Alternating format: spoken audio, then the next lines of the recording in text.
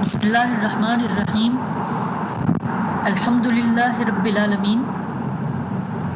السلام علیکم عزیز طالبات، آج کا میرا لیکچر سلیبس سے ہٹ کر پاکستان کی آزادی کے دن کی مناسبت سے ہے۔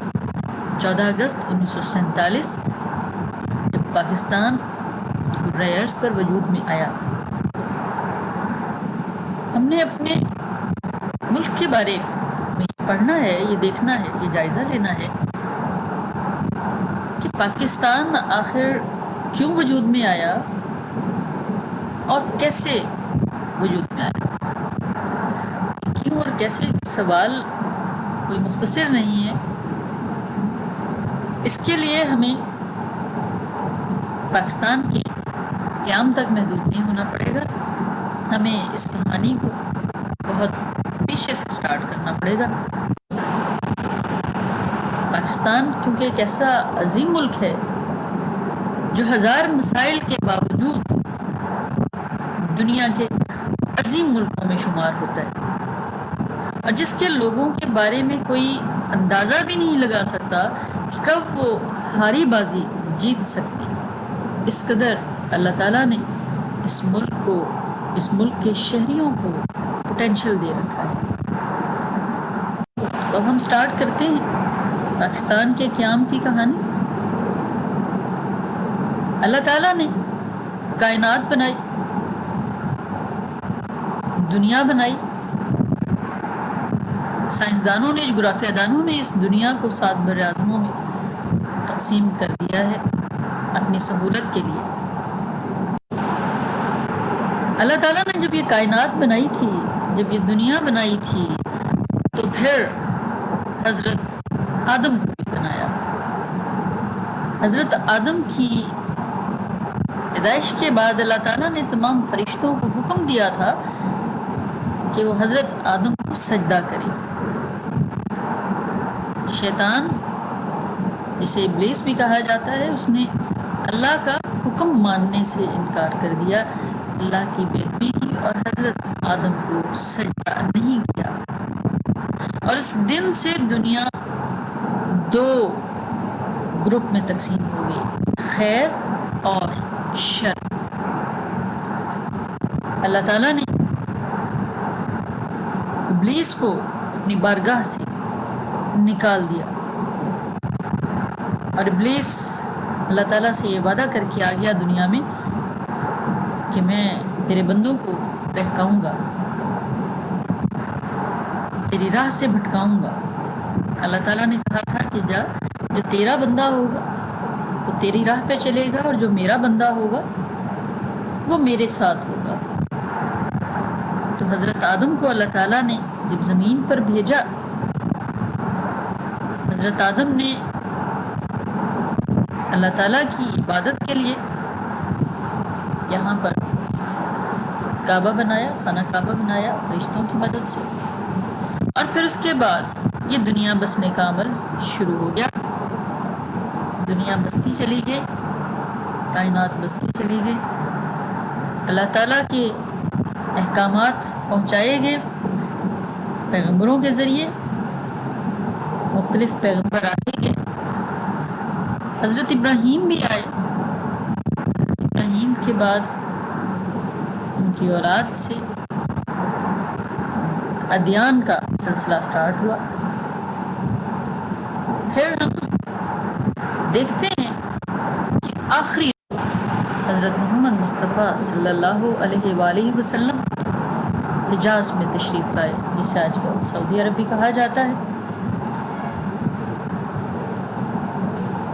پاک صلی اللہ علیہ وآلہ وسلم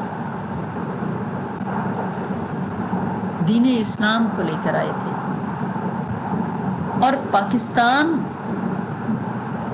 پیارے نبی حضرت محمد مصطفیٰ صلی اللہ علیہ وآلہ وسلم کی طائف میں اللہ سے دعا انہوں نے مانگی تھی۔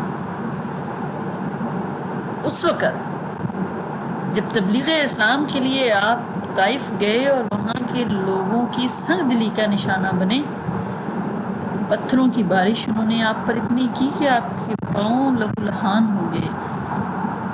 اللہ تعالیٰ کو اپنے نبی کے ساتھ بہت پیار تھا۔ حضرت جبرائیل کو بھیجا گیا کہ جاؤ دونوں پہاڑوں کو ملا دو، اکٹھے کر دو کہ یہ ساری بنو ثقیف طائف میں بستے تھے کہ یہ سارے لوگ جو ہیں اسی میں ختم ہو جائیں۔ لیکن پوچھ کر نبی پاک صلی اللہ علیہ وسلم سے، جب حضرت جبرائیل نے رسول پاک صلی اللہ علیہ وسلم سے پوچھا تو آپ نے منع فرما دیا۔ آپ نے کہا اللہ تعالیٰ ان کو مت کوئی نقصان دینا کہ شاید میری امت میں سے تیرے دین کے لیے کام کرنے والے لوگ یہاں سے آ جائیں۔ تو پاکستان کی دعا اللہ تعالیٰ کے نبی نے اسی وقت مانگ لی۔ قبیلہ بنو ثقیف سے محمد بن قاسم آئے تھے ہندوستان۔ محمد بن قاسم سے پہلے جتنے بزرگ اولیاء ہندوستان تشریف لائے انہوں نے دین اسلام کو پھیلایا، مگر محمد بن قاسم نے سندھ کو فتح کر کے راجہ طاہر کو شکست دے کے سندھ کو فتح کیا اور باقاعدہ طور پر مسلمانوں کی حکومت قائم کر دی۔ یہ محمد بن قاسم ہی تھا جو بنو ثقیف سے تعلق رکھتا تھا، طائف کے علاقے سے تعلق رکھتا تھا، اور میرے پیارے نبی کی دعا کے نتیجے میں اس پاکستان کے بنانے کی خشت اول کا باعث بنا، بنیاد رکھنے کا باعث بنا۔ 712 میں محمد بن قاسم نے سندھ کو فتح کر کے اسلام یہاں باقاعدہ طور پر داخل کر دیا، یہاں کی سرزمین۔ اس کے بعد محمود غزنوی ہندوستان پر حاکم رہا، اس کی نسل حاکم رہی غزنوی سلطنت کے تحت۔ غزنوی سلطنت کے بعد غوری سلطنت آئی، سلطنت خاندان غلامہ کی آئی، خلجی سلطنت ہندوستان پورے پر حکومت کرتی رہی، تغلق سلطنت آئی، سید سلطنت آئی اور لودھی سلطنت آئی۔ لودھیوں کو شکست دے کر مغل سلطنت یہاں قائم ہوئی۔ تقریباً 1000 سال تک مسلمانوں کی حکومت یہاں پر ہندوستان پورے پر قائم رہی، اور ہندوستان میں مغلوں کو شکست برٹش آ گئے۔ جنگ آزادی 1857 مسلمانوں نے لڑی تھی اور برٹش نے سارے ہندو اور مسلمانوں کو جو اس کے خلاف جنگ لڑ رہے تھے ان کو شکست دی۔ بہادر شاہ ظفر جو ہے اس کو جلا وطن کر دیا گیا، برما بھیج دیا گیا، اور بہادر شاہ ظفر وہیں پر مدفون ہو گیا، آخری مغل بادشاہ۔ باقاعدہ طور پر انگریزوں کی حکومت ہندوستان میں قائم ہو گئی۔ پہلا وائسرائے لارڈ کیننگ بنا اور ہندوستان میں انگریزوں نے اپنا نظام قائم کرنا شروع کر دیا۔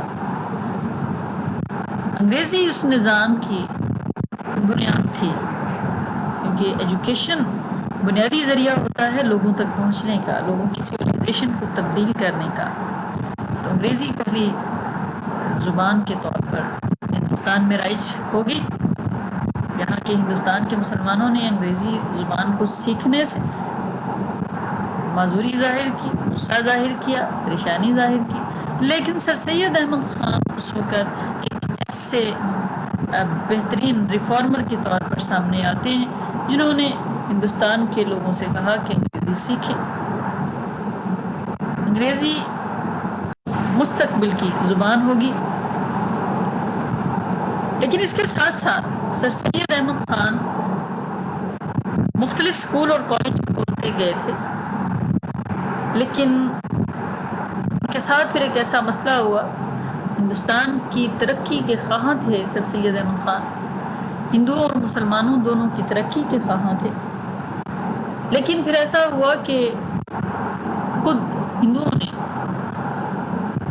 مسلمانوں کی زبان اردو کے خلاف ہندی کو سرکاری زبان بنانے کی کوشش شروع کر دی اور اردو کو ختم کرنے کی سازشیں شروع کر دی۔ تو پھر سر سید احمد خان کو اندازہ ہوا کہ مسلمان اپنے حقوق کی جنگ اکیلے لڑیں کیونکہ اگر ایک زبان کے معاملے پر مسلمانوں کو ہندو برداشت نہیں کر رہے تو پھر آئندہ کس بات کی مسلمانوں کی کس بات کو برداشت کریں گے؟ سر سید احمد خان نے علی گڑھ میں ادارہ بنایا، اسکول بنایا، کالج بن گیا، اور بہت بعد میں جا کے وفات کے وہ یونیورسٹی کا درجہ اختیار کر گیا۔ لیکن اس علی گڑھ میں قائم کردہ اس ادارے نے مسلمانوں کے اندر تعلیم حاصل کرنے کا جوش اور جذبہ اتنا پیدا کر دیا کہ وہی مسلمان جو یہاں سے اعلیٰ تعلیم یافتہ تھے وہ سیاست میں بھی آئے، وہ معیشت میں بھی آئے، انہوں نے مزید اسکول بھی کھولے، ایجوکیشن کو پروموٹ کرنے میں اہم کردار ادا کیا، مسلمانوں کی سویلائزیشن کو بہتر کرنے میں ان لوگوں نے اہم کردار ادا کیا۔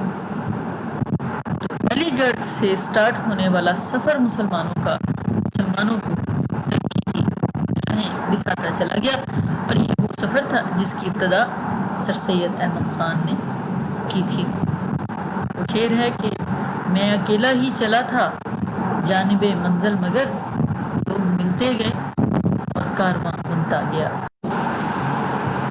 مسلمانوں کی شناخت کا عمل مسلمانوں کے بہی خواہ لیڈرز نے تیزی کے ساتھ اس پورے کام کو کرنا شروع کیا۔ نواب محسن الملک صاحب، نواب وقار الملک صاحب، جو اردو کی پروموشن میں اہم کردار ادا کر رہے تھے، کیونکہ ان زعما کو شدت سے احساس ہو گیا تھا کہ اردو زبان کا تحفظ مسلمانوں کی شناخت کا تحفظ بہت ضروری ہے۔ الطاف حسین حالی صاحب جنہوں نے مسدس حالی لکھی تھی، علامہ محمد اقبال صاحب جو مسلمانوں کے تشخص کو نمایاں کرنے میں اہم کردار ادا کرتے چلے گئے۔ سر سید احمد خان کے ساتھ اس دور میں ایک اور شخصیت تھی، سید امیر علی۔ دونوں میں یہ فرق تھا، دونوں مسلمانوں کی فلاح چاہتے تھے، دونوں مسلمانوں کی شناخت کے علمبردار تھے۔ فرق دونوں میں یہ تھا کہ سر سید احمد خان پولیٹکس سے الگ رہ کر کرنا چاہتے تھے، لیکن سید امیر علی سمجھتے تھے کہ پولیٹکس میں شامل ہو کر، سیاست میں شامل ہو کر ہی مسلمان اپنے حقوق کا تحفظ کر سکتے ہیں۔ بات صرف مسلمانوں کے حقوق کی تھی، بات صرف مسلمانوں کے حقوق کے تحفظ کی تھی، بات صرف مسلمانوں کی شناخت کی تھی، بات صرف مسلمانوں کی سویلائزیشن کے تحفظ کی تھی۔ لیکن جب تقسیم بنگال ہوئی 1905 میں، یہ واقعہ یہ تھا کہ بنگال ایک بہت بڑا علاقہ تھا جس کو انگریز پوری طریقے سے آباد نہیں کر پاتا تھا، دلدلی علاقہ تھا، جنگلات بہت آباد نہیں کر پاتا تھا، چنانچہ اس نے اس علاقے کو 2 حصوں میں تقسیم کر دیا۔ اور بائی چانس ایسا ہوا کہ جو 2 حصے بنائے گئے، ایک مشرقی بنگال اور ایک مغربی بنگال، تو مغربی بنگال میں ہندوؤں کی آبادی زیادہ تھی، کیونکہ انگریزوں نے آتے ہی کلکتہ سے اپنے سفر کا آغاز کیا تھا، اس لیے انہوں نے تمام انوینشنز وہیں پر لا کر، پریس بھی، تمام جو جدید ایجادات ہوتی جا رہی تھی وہ متعارف ہندوستان کے اس حصے میں کروائی جا رہی تھی، تو ہندو بھی یہاں پر آ کر آباد ہوتے جا رہے تھے۔ چنانچہ بنگال کا مغربی حصہ بہت رچ ہو گیا تھا ہندوؤں سے، جبکہ ایسٹرن بنگال انتہائی غربت زدہ مسلمانوں پر مشتمل تھا۔ 1905 میں جب تقسیم بنگال کی جاتی ہے صرف اور صرف انتظامی لحاظ سے، تو وہ بائی چانس مسلمانوں کے لیے ایسٹرن بنگال بن جاتا ہے اور ہندوؤں کے لیے ویسٹرن بنگال بن جاتا ہے، جس کو ہندو تسلیم نہیں کر پاتے اور تحریک چلانا شروع کر دیتے ہیں۔ سودیشی تحریک اس کو کہا جاتا ہے، انگریزوں کے مال کا بائیکاٹ کرنا، انگریزوں کا بائیکاٹ کرنا۔ صرف لارڈ کرزن کے اس جرم کی سزا انہیں دی جا رہی ہے اس وقت کہ انہوں نے بنگال کو تقسیم کیوں کیا، اور وہ بھی صرف مسلمانوں کو اس سے فائدہ کیوں مل جا رہا ہے۔ انگریزوں نے اس تقسیم کو ہندوؤں کی اکثریت کی بنا پر دباؤ میں آتے ہوئے 1911 میں منسوخ کر دیا۔ جب 1905 میں انگریزوں نے پہلے تو دباؤ نہیں لیا تھا، لیکن جو تحریک چل رہی تھی ہندوؤں کی وہ بنگال کی تقسیم کے خلاف تھی، تو پھر مسلمانوں کو اپنے حقوق کے لیے مزید تگ و دو کرنا پڑی، کیونکہ اب آنے والے دور میں آئین بھی نیا بننے جا رہا تھا۔ 1909 کا آئین جس کو کہا جاتا ہے، آئینی اصلاحات ہونے جا رہی تھی، اس لیے مسلمانوں کو اپنے مستقبل کی فکر دامنگیر ہوئی۔ چنانچہ مسلمانوں کے پورے ہندوستان سے مسلمانوں کا ایک گروپ 35 رکنی گروپ سر آغا خان کی سربراہی میں 1906 میں شملہ پہنچ گیا لارڈ منٹو سے ملاقات کرنے۔ وہاں پر جا کر انہوں نے اپنی عرضداشت پیش کی۔ سید علی بلگرامی صاحب نے اس کو لکھا تھا اور سر آغا خان صاحب اس وفد کے سربراہ تھے۔ 1906 میں جب شملہ میں یہ وفد ملا، وعدہ کر لیا لارڈ منٹو نے، وائسرائے ہند نے، کہ ہم آپ کے لیے، مسلمانوں کے لیے یقیناً آنے والے اصلاحات میں جداگانہ انتخاب کا مطالبہ آپ کا منظور کرتے ہیں، اس کو گنجائش رکھیں گے ہم۔ لیکن اس چیز کو انگریزوں کی ہندوؤں نے پسند نہیں کیا تھا، اور دوسری طرف مسلمانوں کو یہ احساس دلا دیا تھا کہ اب ان کے لیے اپنی سویلائزیشن کا تحفظ انتہائی ضروری ہو گیا۔ ایک بات یہ بھی ہوئی کہ شملہ وفد جب جا کر ملا لارڈ منٹو سے، تو اس نے کہا کہ اپنی پارٹی بنائیں، اکیلے فرد واحد سے ملنا میرے لیے ممکن نہیں ہوگا، اپنے ایک پلیٹ فارم کے اوپر آپ لوگ آئیں گے تو پھر ہم انگریز آپ کی بات سنیں گا، حکومت آپ کی بات سنے گی۔ چنانچہ مسلمانوں نے شملہ وفد کے پذیرائی کے بعد آل انڈیا مسلم لیگ بنا لی 1906 میں۔ دسمبر 1906 میں نواب سلیم اللہ خان صاحب جو بنگال سے تعلق رکھتے تھے اور بنگال کی تقسیم ہی کا معاملہ ان کے سامنے تھا، چنانچہ نواب سلیم اللہ خان نے مسلم لیگ کے بنانے کا خیال ظاہر کیا، تجویز دی۔ محمد علی جوہر صاحب نے اس تمام بات کو لکھا اور حکیم اجمل خان اور ظفر علی خان، مولانا ظفر علی خان، انہوں نے اس تجویز کی اور قرارداد کی جو محمد علی جوہر صاحب نے لکھی تھی اس کی منظوری دی۔ اس طرح آل انڈیا مسلم لیگ وجود میں آ گئی، مسلمانوں کی واحد نمائندہ جماعت۔ پھر ہم دیکھتے ہیں قائد اعظم محمد علی جناح ان دنوں ایک نوجوان لائر کے طور پر کام کر رہے تھے، اگرچہ کہ وہ ہندو مسلم تفرقے کے انتہائی خلاف تھے۔ چنانچہ ان کی خواہش پر لکھنؤ پیکٹ، ان کی کوششوں کی وجہ سے لکھنؤ پیکٹ کانگریس اور مسلم لیگ کے درمیان 1916 میں طے پایا، اسی لیے انہیں ہندو مسلم اتحاد کا سفیر بھی کہا جاتا ہے۔ اسی اثنا میں ابھی جب یہ لکھنؤ پیکٹ ہوا تو دوسری جنگ عظیم جاری تھی، پہلی جنگ عظیم جاری تھی۔ اس جنگ عظیم کا دوسرا سال ہوا تھا، تو اسی لیے مساک لکھنؤ کی ضرورت بھی ہندوؤں کو تبھی پڑی تھی کہ مسلمانوں کا ساتھ مل جائے گا انہیں۔ لیکن اگلے ہی 2 سالوں کے بعد مسلمانوں نے پھر یہ دیکھ لیا کہ جنگ اینڈ ہو رہی ہے اور مسلمانوں کے مقامات مقدسہ جو ہیں وہ انتہائی خطرے میں ہیں۔ چنانچہ تحریک خلافت چلائی گئی، مسلمانوں کے امت مسلمہ کے مرکز، خلافت کے مرکز ترکی کی خلافت کو بچانے کے لیے ہندوستان کے مسلمانوں نے انگریزوں کے خلاف یہ تحریک چلائی تھی۔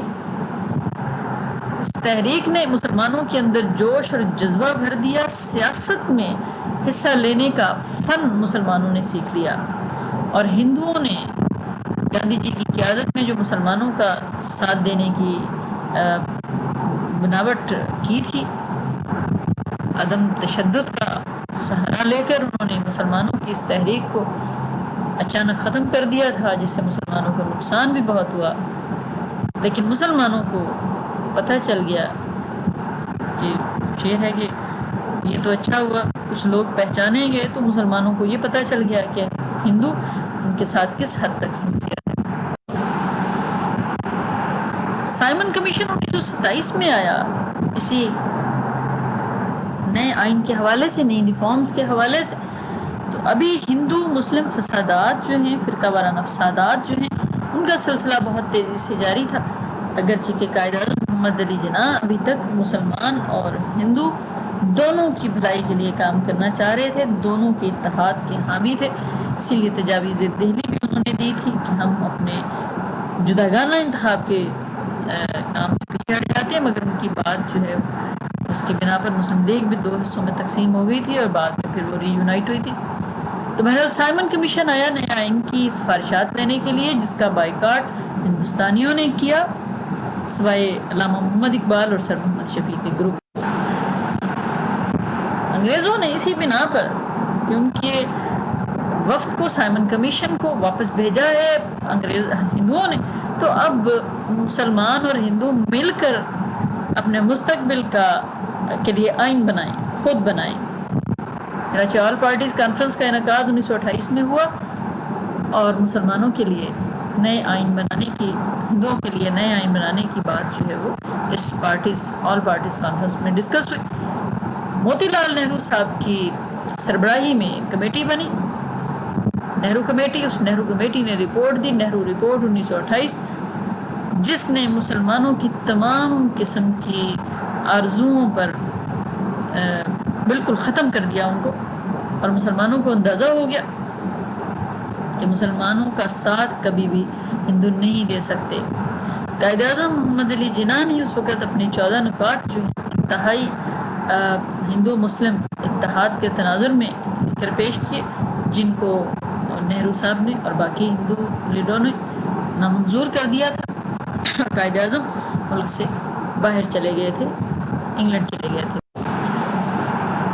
پھر ہم دیکھتے ہیں 1929 کے اس واقعہ کے بعد 1930 کے اینڈ میں جب گول میز کانفرنسز کا آغاز ہوا تھا تو الہ آباد کے مقام پر مسلم لیگ کے جلسے میں علامہ محمد اقبال نے مسلمانوں کے لیے الگ ملک کا تصور پیش کر دیا، جس نے پورے ہندوستان کی سیاست کو ایک دم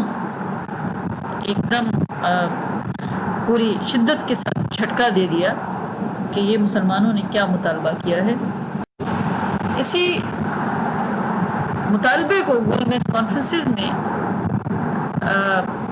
کسی مسلمان لیڈر نے نہیں دہرایا، مگر چودھری رحمت علی صاحب ایک شخصیت تھے جنہوں نے پاکستان کے نام سے تجویز انگریزوں کے سامنے پیش کی تھی، بعد میں اپنے ایک رسالے ناؤ اور نیور کے ذریعے.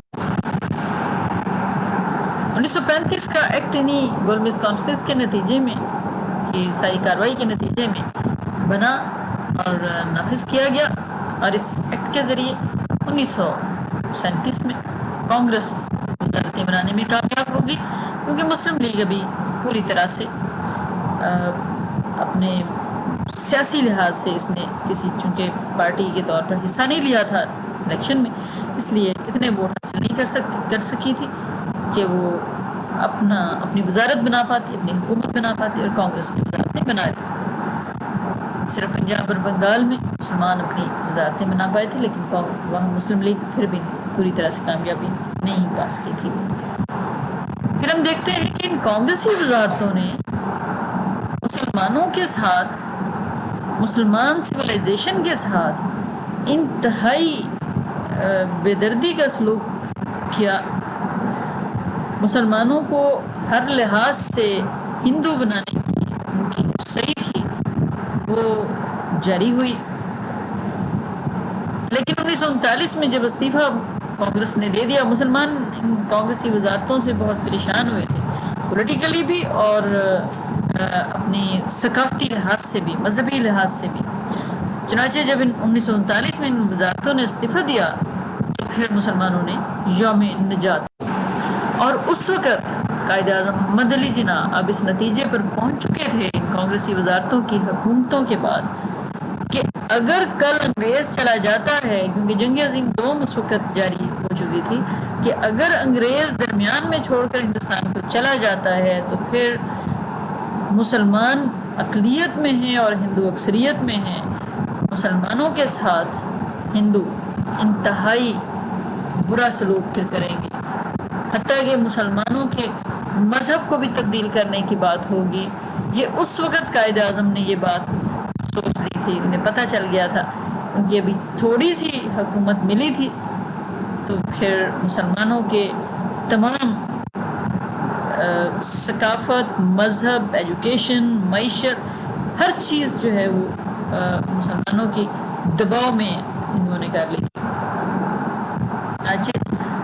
قرارداد لاہور کے ذریعے واضح اپنی منزل کا تعین کر لیا مسلمانوں نے کہ اب ہمیں پاکستان سے کم کچھ نہیں چاہیے، الگ ملک اب ہمیں درکار ہے۔ تحریک پاکستان سٹارٹ ہوتی ہے اسی اسنا میں۔ پھر کرپس مشن آیا ڈائلاگ کرنے کے لیے، معاملات کو سلجھانے کے لیے، لیکن نہیں سلجھ سکے۔ گاندھی جی نے ہندوستان چھوڑ دو کی تحریک انگریزوں پر دباؤ ڈالنے کے لیے سٹارٹ کی، لیکن کامیابی نہیں مل سکی۔ اس کے جواب میں قائد اعظم نے ڈیوائڈ اینڈ گو کی تحریک سٹارٹ کروائی تھی مسلمانوں سے، اور انہیں کہہ دیا تھا کہ کسی قسم کا تشدد نہیں کرنا۔ پھر کابینہ مشن پلان 1946 میں لے کر کابینہ کے اراکین جو ہیں ہندوستان تشریف لائے انگریزوں کی، اور پھر مسلمانوں کے لیے ملک کی بات چل پڑی۔ عبوری وزارت 1946 میں قائم ہوئی، اور پھر اس عبوری وزارت کی وجہ سے ہندو بنیا جلدی سے پریشان ہو گیا کہ اب کیا کیا جائے، مسلمانوں کو ان کے لیے الگ ملک دے دیا جائے یا نہ دیا جائے۔ لیکن پھر لارڈ ماؤنٹ بیٹن کی ملی بھگت سے مسلمانوں کو 3 جون 1947 کے منصوبے کے ذریعے ایک کٹا پڑا ملک دینے کی کوشش کی گئی، کیونکہ 1948 میں اس ملک کی تقسیم ہونی تھی، لیکن اس کو 1 سال پہلے ہی جامہ پہنانے کا اس پروگرام کو منصوبہ بنا لیا لارڈ ماؤنٹ بیٹن نے اور کانگریس نے۔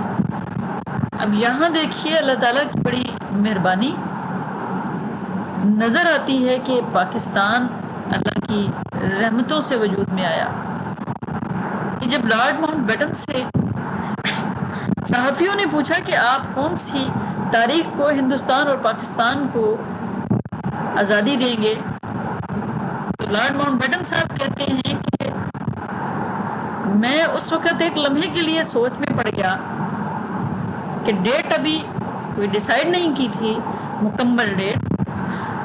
کہتے ہیں میرے ذہن میں اسی وقت ڈیٹ آئی 15 اگست، جس کو اپنی یادگار کے طور پر میں منانے کے لیے سوچ میں آ گیا۔ 1949 میں جب جنگ ختم ہوئی تو امیر البحر تھے لارڈ ماؤنٹ بیٹن صاحب ہندوستان کے، ہند کے، کامیابی انہیں ملی تھی، اپنی کامیابی کو سیلیبریٹ کرنے کے لیے انہوں نے 15 اگست کی ڈیٹ دے دی۔ 15 اگست کی ڈیٹ آپ دیکھ سکتی ہیں کہ اس وقت پاکستان جب بنا تو 27 رمضان المبارک تھا، جمعے کا دن تھا، جمعرات اور جمعے کی درمیانی شب تھی، وجود میں آیا تھا 14 اور 15 کی درمیانی شب۔ تو اللہ تعالیٰ نے ایک بابرکت رات مسلمانوں کے لیے مختص کر دی، بابرکت مہینہ مسلمانوں کے لیے مختص کر دیا۔ پاکستان 14 اگست 1947 کو پھر قائم ہو گیا۔ 14 اگست اور 15 اگست کی درمیانی شب کو اس کا اعلان ہو گیا۔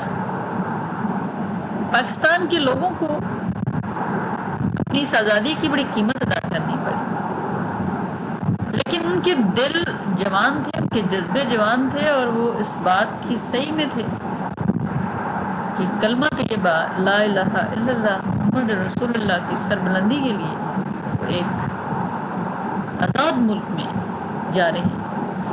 نہ انہوں نے پیسہ اپنے گھروں سے اٹھایا، نہ انہوں نے کوئی دولت جائیداد اور لی، سب کچھ وہیں چھوڑ کر صرف اور صرف ایک آزاد اسلامی ملک کے لیے وہ پاکستان تشریف لے گئے۔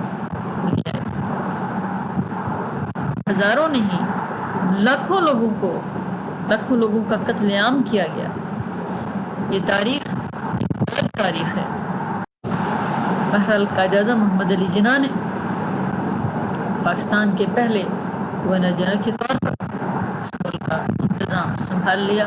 اور اللہ کی مہربانی سے پاکستان قائم و دائم رہنے کے لیے بنا ہے۔ پاکستان کیونکہ خدا کا ایک عظیم تحفہ ہے، اس میں پاکستان کے مستقبل کے لیے ہمیں کام کرنا ہے، پریشان نہیں ہونا، کیونکہ اس ملک کو انشاءاللہ اللہ تعالیٰ نے خود بنایا ہے اور اس کو قائم بھی رکھنے میں وہ اپنا کردار ادا کر رہا ہے۔ ہمیں اپنا کردار ادا کرنا ہے۔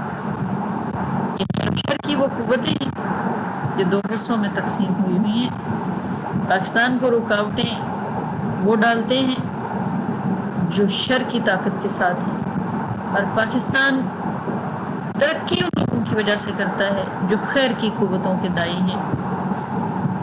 یہ وہ خیر اور شر کی تقسیم ہے جو ابتدائی دن سے ہو گئی تھی، اللہ کو ماننے والے، اللہ کو نہ ماننے والوں کی شر۔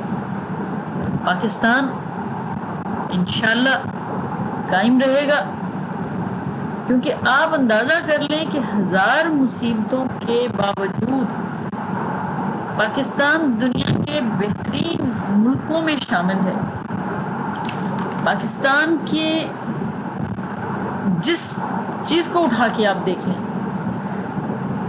پھلوں میں پاکستان بہترین نمبروں پر ہے، دنیا میں بہترین پھل پیدا کرنے والا ہے، جبکہ پاکستان کے پانیوں پر 3 دریاؤں پر ابتدا میں ہی قبضہ کر لیا گیا، اور بعد کے پانیوں پر کچھ اپنوں کی مس انڈرسٹینڈنگ جو پھیلائی بھی یقین غیروں نہیں ہے، اور کچھ غیروں کی سازشیں، اس نے مل کر پاکستان کی پانی کی طاقت کو کم کیا، مگر اللہ نے پھر بھی اس کو بہترین زراعت سے نوازا ہے۔ یعنی گندم میں بھی ہم پہلے 10 نمبروں پر ہیں، کھجور میں بھی پہلے 10 نمبروں پر ہیں، گنے کی پیداوار میں بھی پہلے 10 نمبروں پر ہیں، رائس میں بھی پہلے 10، کاٹن میں بھی، خوبانی بنانے میں، انین میں، مینگوز میں۔ مطلب اس کے باوجود کہ ہمارے پاس پانی نہیں ہے، پوری طرح سے ہمارے ملک کو اللہ تعالیٰ نے بہترین پھلوں سے نوازا ہے، بہترین سبزیوں سے نوازا ہے۔ ہم ملک کی پیداوار میں، دودھ کی پیداوار میں بہترین نمبروں پر جا رہے ہیں، پہلے ابتدائی نمبروں پر ہمارا نام آتا ہے۔ تو بہرحال مایوسی کی ضرورت نہیں ہے، اللہ تعالیٰ نے اس ملک کو بہترین بنایا ہے اور انشاءاللہ تعالیٰ اس کو بہترین رکھے گا۔